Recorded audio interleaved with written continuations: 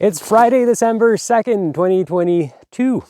Welcome to a new season of Snowpack Summary, once again brought to you by North Shore Rescue. It's been a pretty good start to the season. It definitely feels very wintry today. And today we're out snowshoeing.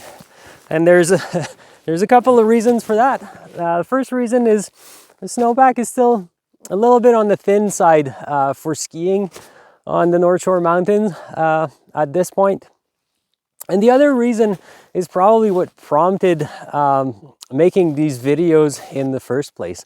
Between 2018 and 2020, there's three incidents or three avalanche accidents in which 7 people lost their lives on the North Shore. And those videos are a direct reaction to these 3 accidents. And these accidents had something in common. All of these people, unfortunately, were snowshoers.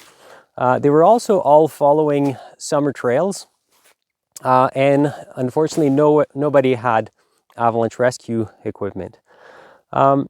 So in the past few years, we have been producing those videos in hope to give more information to people about the snowpack. And given that I'm generally a skier, and that's what I focus on the most, I'm not entirely sure how much these videos actually reached the snowshoe community, which was one of the first intent in the first place. So if you are a snowshoer, or if you know snowshoers who like to explore the backcountry, please, if you feel those videos are valuable, share them with them, and we'll try to get the word out to snowshoers as much as possible. So the snowpack, as I mentioned, is still a little bit thin.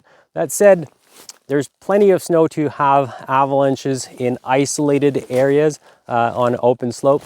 So we've had quite a bit of snow this week. If you want to know a little bit more about the snowpack, stick around for the snowpack discussion. We dug a profile this week on a northeast aspect around 1,300 meters. And so what we have here, we have about 30 centimeters of new snow. So that was the storm of the 29th. And it's sitting on sort of a melt freeze layer of sort of moist snow that has refrozen. That layer is settling nicely. Earlier this week, as we were walking around, we were still getting whoops and shooting cracks. Even still today, a little bit of shooting cracks. And it does produce some compression test results in the easy range. But the snow is pretty soft, so it doesn't really have the ability to propagate very well. And we haven't really seen any avalanches on that layer just yet. Below that, the next layer of concern is this ice crust here that was probably from the November 26th. And this is quite well marked, and the snow is not super well bonded to it. So we also get compression tests on this layer, more in the moderate range. So what does this all mean for the weekend? Well, maybe the first thing to mention is that a lot of terrain is not really quite at threshold yet. So there's a lot of places where we'd normally get avalanches maybe in later in the season that just don't have enough snow to cover the ground roughness. That said, there are isolated slopes, and where we are is a good example of that. We have a slope that's definitely big enough to produce an avalanche that could bury somebody.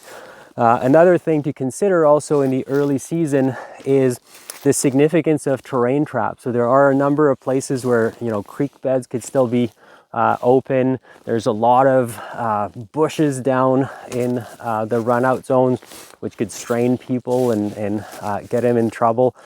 So we're not expecting big avalanches, but in early season that could be a slightly bigger problem because of the terrain trap. Maybe avalanche conditions for the weekend. The snow on the surface with the warmer temperature that are forecasted, probably going to settle a little bit more into a slab. Maybe we'll see some slab activity. Probably more likely, however, is wet, loose avalanches running on that sort of harder, refrozen snow, especially on solar aspect. So this is all for this week, and have fun out there, and we'll see you next week.